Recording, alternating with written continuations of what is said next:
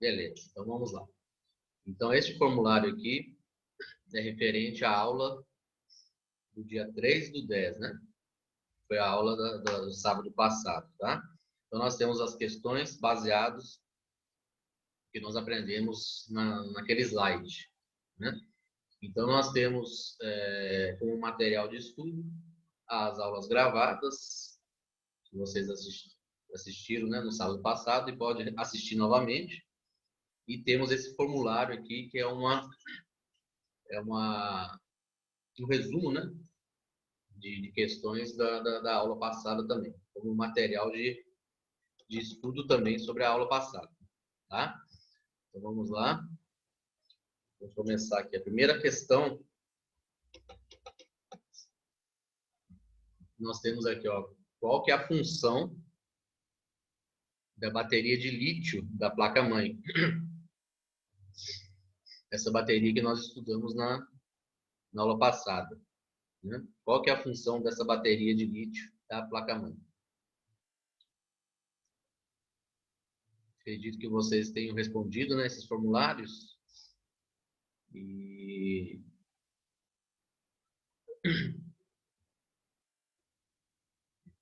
é só repassar as respostas aí, né? Então, nós temos aí como resposta manter o funcionamento de alguns componentes quando o ambiente estiver desligado, né? Como é o caso do relógio. Isto, na hora que a placa-mãe estiver fora de energia, manter a hora e a data e as configurações da BIOS, dando energia aos componentes. Exatamente, né? Manter, principalmente, né, em momentos em que o computador estiver sem energia elétrica, né? Então, a bateria entra em ação. Ela mantém o relógio, né, a data e o relógio de tempo real do computador, mantém ele em funcionamento perfeito, e as configurações de hardware, né, da placa, que fica armazenado lá na BIOS. Perfeito. Exatamente isso aí, gente. Certíssimo. A questão número 2.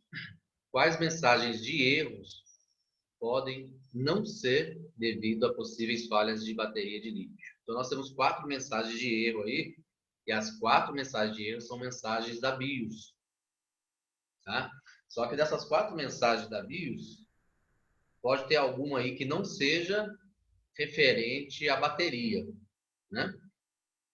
Será que tem alguma? Será que não tem? O que vocês acham aí? Bom, temos uma resposta do Nicolas aqui. CPU fan erro. A primeira aqui, ó. Tem uma outra também, né? Fatal erro. Essa e essa aqui.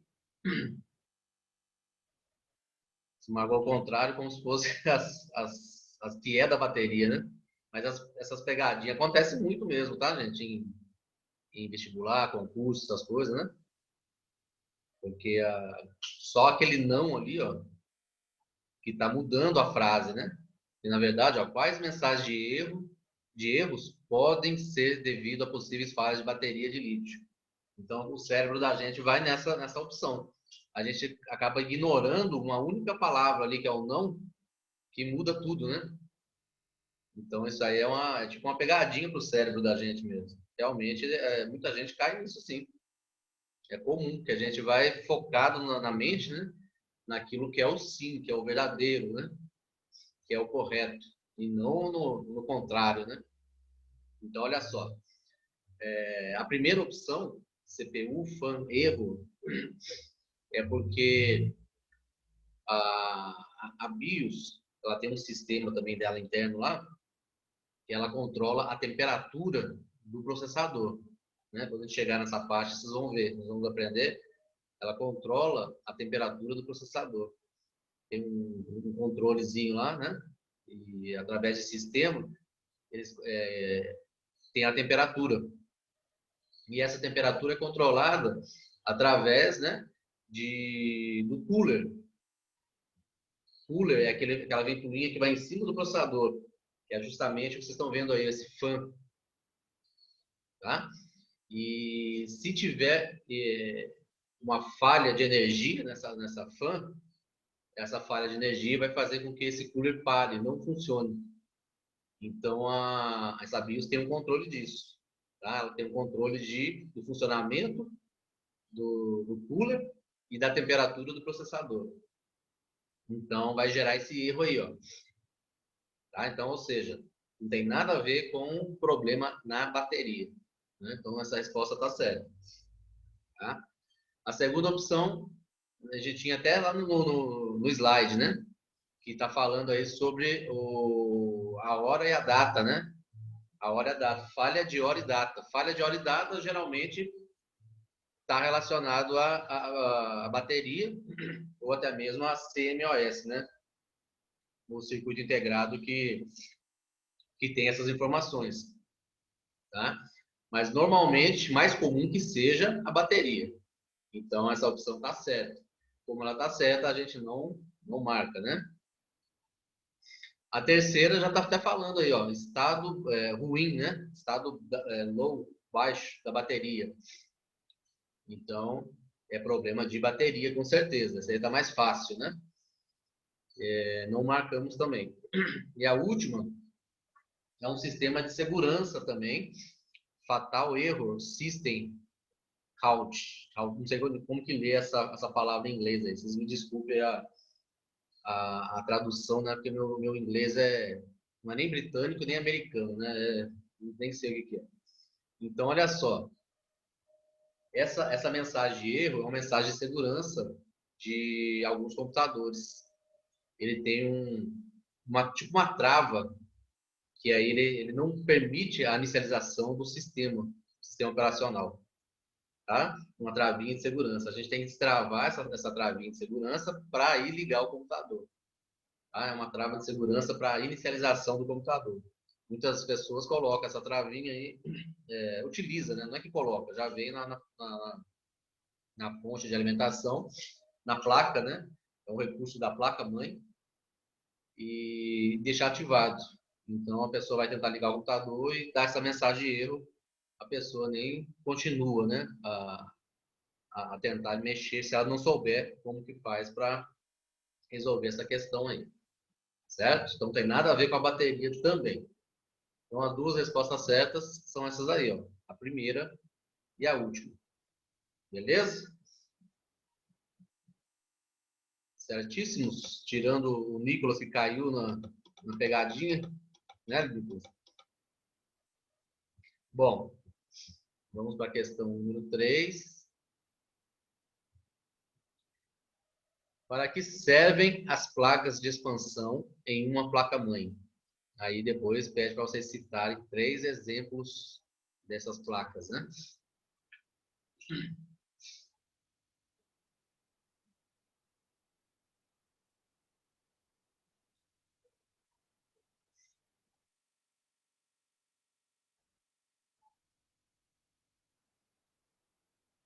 Para que servem as placas de expansão? Eu coloquei para gravar aqui, gente. Deixa eu ver aqui. Coloquei. Assustei agora. Para melhorar o desempenho e dar algumas funcionalidades novas à placa. Como exemplo, temos a placa de vídeo, placa de som e placa de rede. Isso aí. Então, a placa de expansão é para isso, né? Para dar novas funções, para expandir recursos, né? E através desses recursos, né? Tirar como podemos dizer, aquela função excessiva à placa-mãe, né? Então, praticamente divide funções, né? Dá novos recursos para a utilização de funções, tirando essas funções da placa-mãe, né? Isso aí é a placa de expansão. E como exemplo aí de recursos que a gente pode tirar da placa-mãe para utilizar através de placa de expansão, nós temos a placa de vídeo, placa de som e a placa de rede, né? Certíssimo resposta aí. Essa aí não tinha pegadinha, né? Então, deu para matar de certinho aí, né? Vamos lá. Questão número 4. Defina os termos on-board e off-board em uma placa-mãe. e que nós podemos definir a respeito dessas palavras aí, on-board e off-board.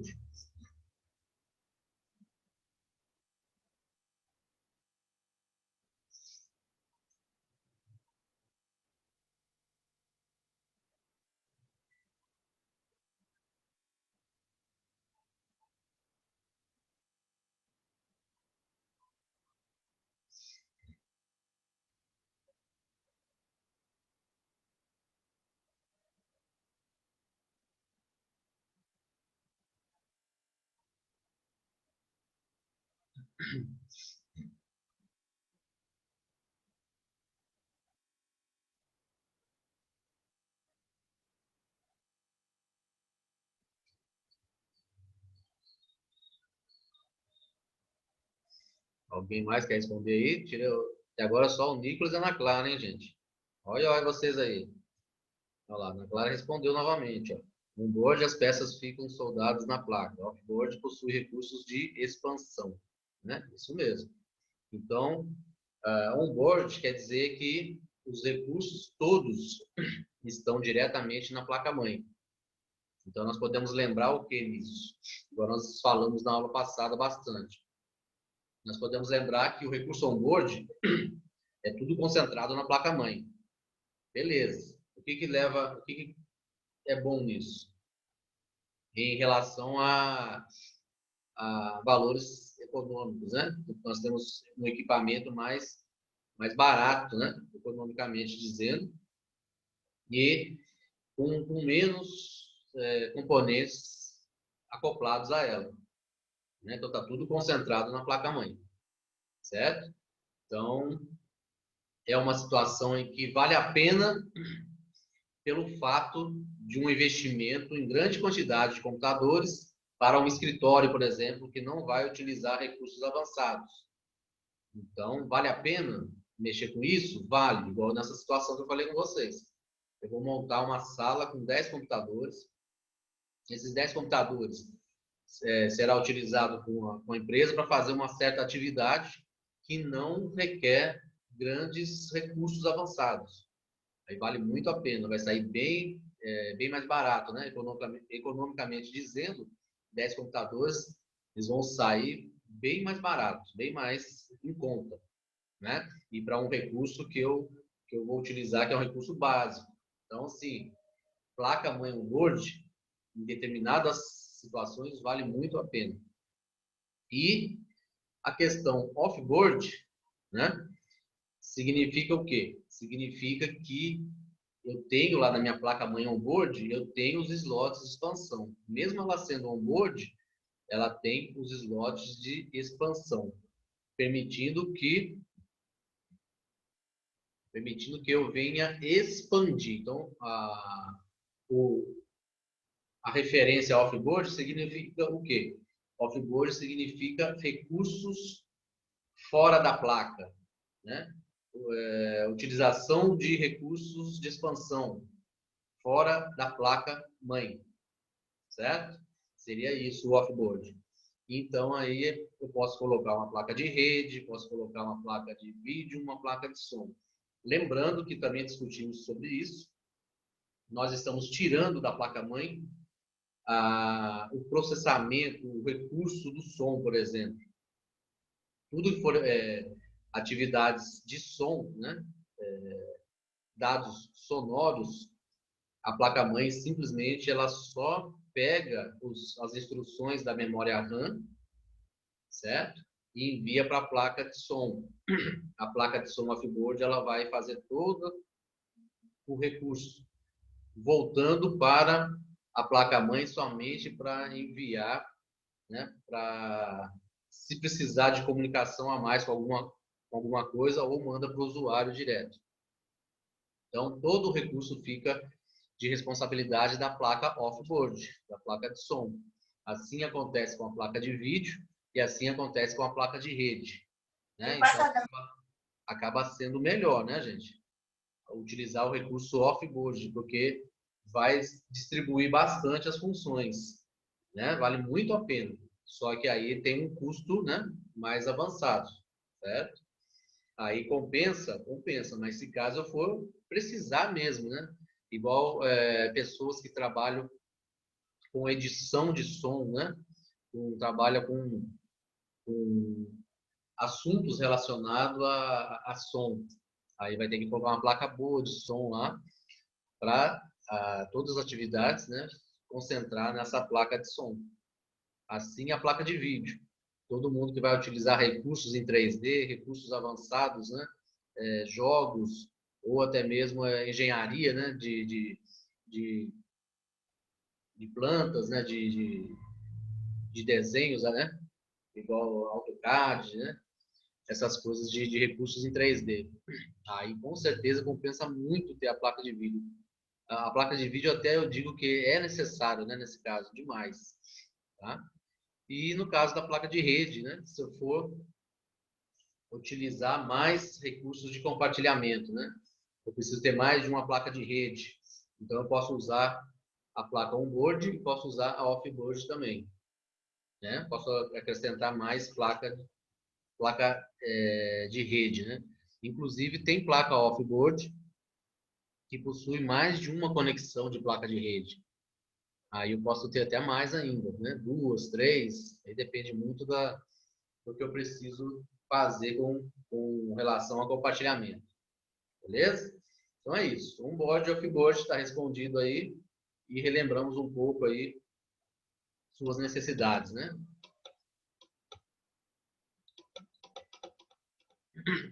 Um resumão da aula passada, né, gente? Questão número 5. Quais destes abaixo... Olha o não aí de novo, hein, Nicolas? Olha o não aí de novo. Não são slots de expansão de placa-mãe. Então, pode ter um, pode ter dois, pode ter três, pode ser todos, pode ser nenhum. Quais deles aí que não são slots de expansão? Essa aí você acertou, né? O DDR, temos como resposta aqui. Temos o ATI também. Todo mundo concorda? Alguém fez diferente? Vamos manifestar aí, gente. O Nicolas fez o ISA, ATI, AGP. ISA, ATI e AGP. Então, temos aqui como resposta o ISA também, o ATI e o AGP. Mais alguém?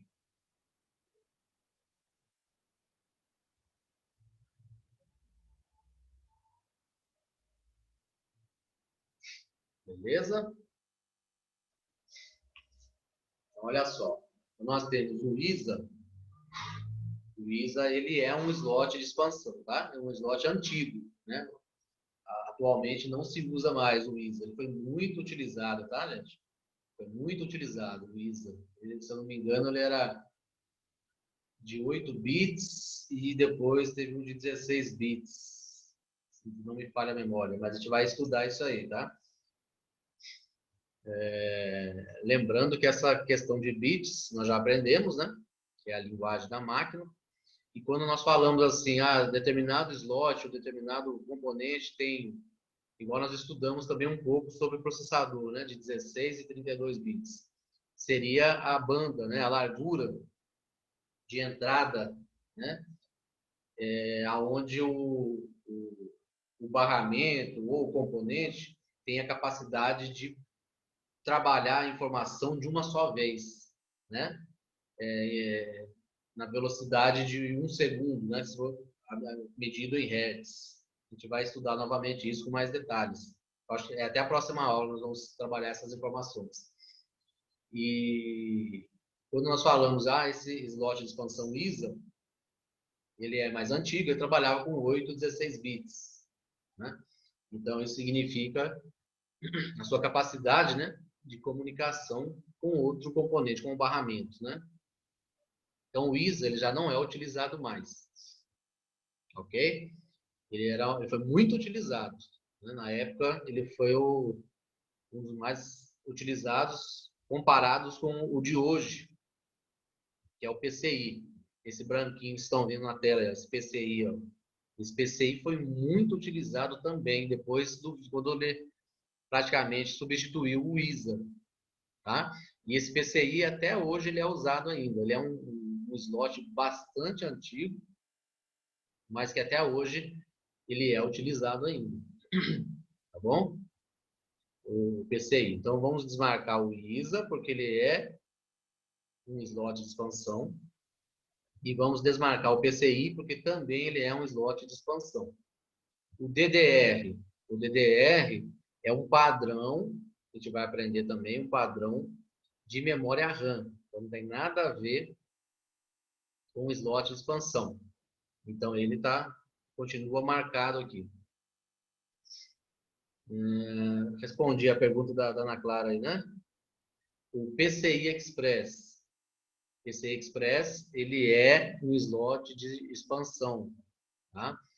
Temos até aqui mostrando aí, ó. Um aqui, ó. Esse azul claro que está na foto aí é o PCI Express. Tá até escrito lá, quem consegue enxergar ali, ó. Em cima do PCI ali, ó, dá para enxergar um PCI Express lá, 3.0, acho. Não sei se vocês conseguem enxergar, dá para ver lá, ó, na foto lá. Né? Quem reparou bem na foto aí já matava essa pergunta aí também. Tá? Então, o PCI Express é um slot avançado na atualidade, utilizado exclusivamente para placa de vídeo, devido à sua banda ser alta, né? Mais de 32 bits, para trabalhar com a comunicação dos dados gráficos, né? Exclusivamente para isso. O AGP. O AGP também é um slot, só que também, assim como o ISA, é um slot antigo, só que ele é mais novo do que o ISA, tá? Ele é do mesmo tempo do PCI.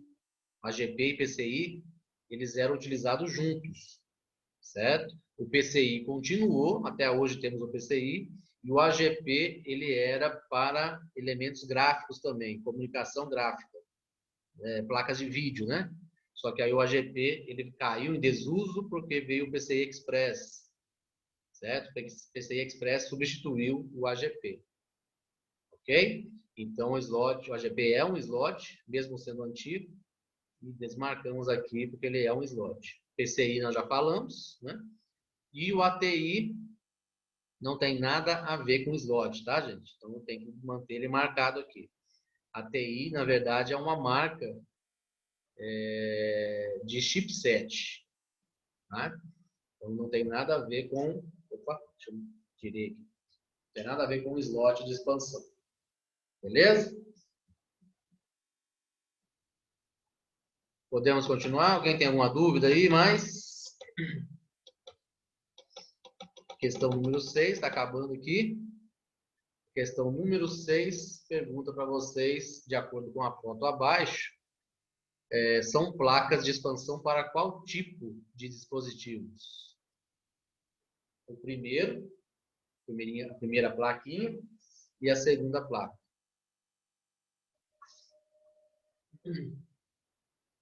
Essas duas plaquinhas embaixo são placas de expansão. E para qual tipo de dispositivo?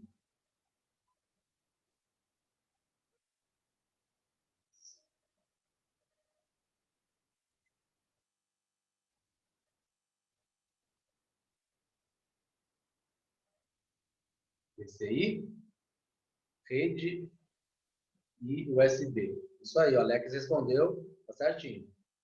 A primeira da esquerda, ela é uma placa de expansão para o recurso, né? Para o dispositivo de rede.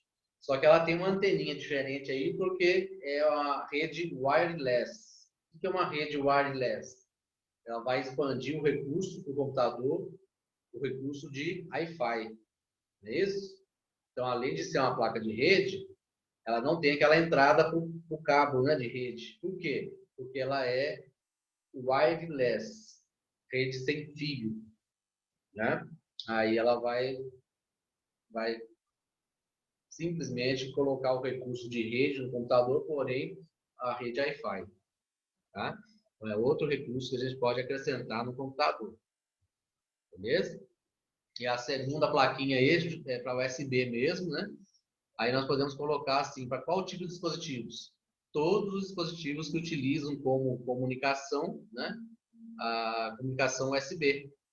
Então, aí a gente pode incluir vários, né? Hoje em dia, praticamente todos os periféricos externos estão indo para esse tipo de comunicação, né? A USB. Beleza? Então, desde impressora, caixa de som, teclado, mouse, tudo utilizando esse tipo de comunicação aí. Nós vamos aprender também, né? Por que ela é tão utilizada assim. E a última pergunta, para a gente encerrar o formulário de hoje. As placas de expansão a seguir são as quais em suas respectivas ordens. Então, nós vamos marcar a ordem certa aí pelas conexões, né? Para a gente acostumar com a imagem das conexões aí, né? Saber que tipo de placa de expansão que é, só olhando as portas de comunicação, as portas de entrada. E depois, né? Nós vamos aprender também, na hora que nós chegarmos novamente nas placas de expansão, nós vamos estudar a comunicação delas. Aí, estudando a comunicação delas, a gente vai saber olhar aqui, ó. Nós vamos saber olhar o barramento e já dizer, não, esse daqui é PCI Express, essa outra aqui é PCI Express 16X, que é para vídeo, e essa outra aqui é PCI normal. A gente vai aprender a olhar, bater o olho no barramento e dizer, né, qual que é o tipo de barramento da placa, além de olhar na frente a conexão dela e falar para qual esse tipo de expansão que ela é também, né? Isso aí a gente vai acostumar com isso. Então, a Ana Clara respondeu aqui: som, vídeo e rede. Som, vídeo e rede. Certinho. Né? Então, nós temos aqui a primeira, aqui, que é a som, as conexões coloridas, né? Vídeo, tem a entrada VGA e uma HDMI aqui, e uma saída para TV. E temos a placa de rede, com uma conexão só, RJ45. Ok? Beleza, então, gente? Alguma dúvida mais aí? Podemos concluir, então, o formulário e dar sequência na nossa matéria, né? Deixa eu puxar aqui o slide.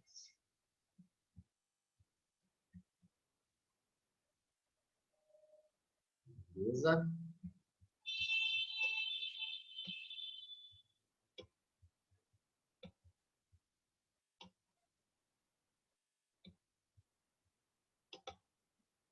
Beleza. Então, vamos lá. Então, hoje nós vamos continuar, né, o estudo aí das funções dos dispositivos internos do computador, né? A princípio, não estamos aprofundando, né? Apenas descobrindo a função de cada um, para, na hora que terminarmos esses 3 últimos assuntos aí vamos voltar em cada um deles aprofundando, né? Fisicamente, como que conhecemos ele fisicamente, a comunicação deles, fabricantes, instalação, né? A gente vai mexer com cada um deles de forma aprofundada aí para a gente acostumar com todas as informações, né? Não somente a função de cada um. Bom, então nós temos hoje, como estudo, nós temos a fonte de alimentação ATX, temos o chipset e os barramentos, né? Barramento local, portas de comunicação, isso aí é um assunto mais extenso um tiquinho, né? Praticamente vai ficar mais para a próxima aula mesmo, na questão dos barramentos. Mas o próprio chipset já vai levantar uma questão em relação aos barramentos, que aí já vai ficar meio que sabendo um pouco e apenas completando as informações na última aula. Tá? Tem muita ligação, né, chipset com a comunicação da placa-mãe. Tá? Aí tem muito a ver. Então vamos lá. Dando sequência aqui. Então, inicialmente, hoje nós estamos falando sobre a fonte de alimentação. Estão vendo aí a fonte de alimentação fora do computador e a outra instalada lá no gabinete já. Já está parafusada, né, no gabinete, com os cabos coloridos, né, da fonte de alimentação. Essas cores têm motivos, tá, gente? Não é para enfeitar os cabos, não. E já estão preparados ali para serem conectados, né, nos dispositivos que precisam de energia dela, tá? Só que ela está sozinha ali por enquanto, né? Faltando os outros componentes aí, né? Placa-mãe, um HD, né? Um CD-ROM, talvez, né? Aí depois que instala todos eles, a fonte ATX, os cabinhos dela vão sendo conectados, beleza? Então, a fonte de alimentação, qual que é a função dela? Principal, ela é responsável, acho que isso aí todo mundo sabe, não é segredo, né? Fornecer o quê? Energia elétrica aos componentes do computador. Todos que precisem da corrente elétrica e da fonte, né?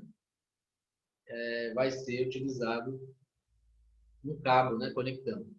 Tá bom? Mas aí a fonte de alimentação, ela tem um nome ATX. Já já nós vamos descobrir o porquê desse nome, tá, gente? ATX. Ok? Pode ficar tranquilos que esse assunto vai aparecer aí.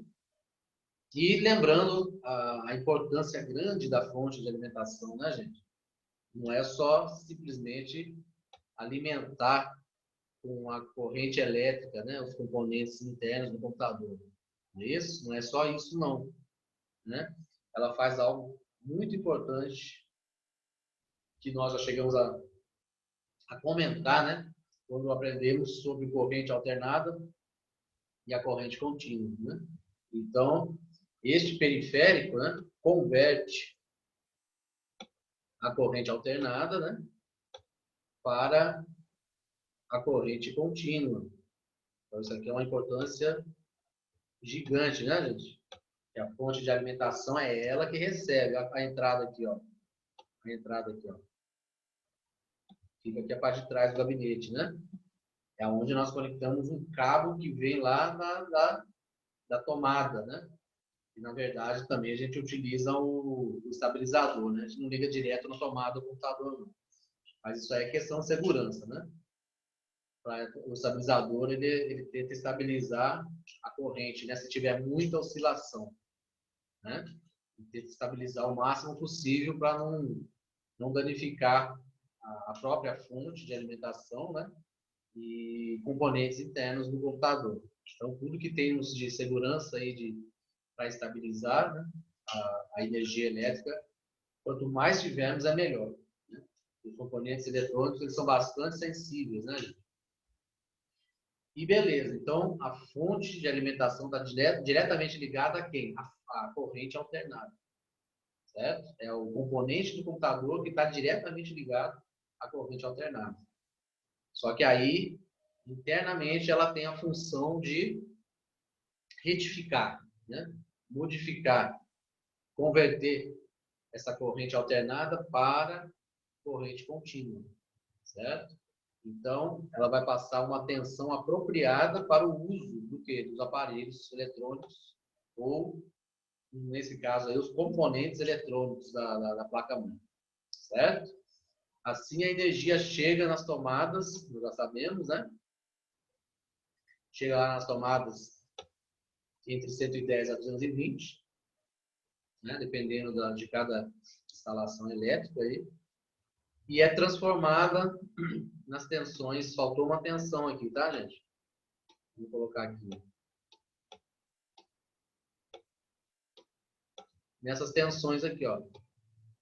Então, a gente pega uma fonte ATX, ela tem na saída daqueles cabos coloridos, ela vai ter o quê? Essas tensões aí que vocês estão vendo aí, ó. 5 volts, 12 volts e 3 volts, né? 3,3. Essas são as saídas de corrente contínua que a fonte de alimentação tem depois da conversão, né? Ela recebe corrente alternada e transforma em corrente contínua com essas tensões aí nas saídas dela. Beleza? Então, essa é a função da fonte ATX. Né? além de alimentar com a corrente, a corrente elétrica, os componentes internos do computador, ela também faz a conversão da corrente alternada para a corrente contínua, para esses mesmos componentes que ela vai alimentar. Beleza? Entendidos aí, gente? Alguma dúvida? Tá tranquilo até aqui? Beleza? Dando continuidade aqui, ó, tá faltando menos de um minuto. Vou continuar no próximo link aqui, ó. Vai falar sobre a ligação dela, né? Um detalhe importante que a gente tem que se atentar, se preocupar toda vez que nós vamos montar um computador, tá? É uma coisa boba, simples, mas requer a atenção da gente logo de cara, tá? Porque logo de cara a gente pode acabar queimando o computador se não tiver essa percepção aí. Então, beleza. Eu vou encerrar o link aqui. Até daqui a pouco, tá, gente? Já mando lá no grupo o segundo link aí para vocês. Até mais.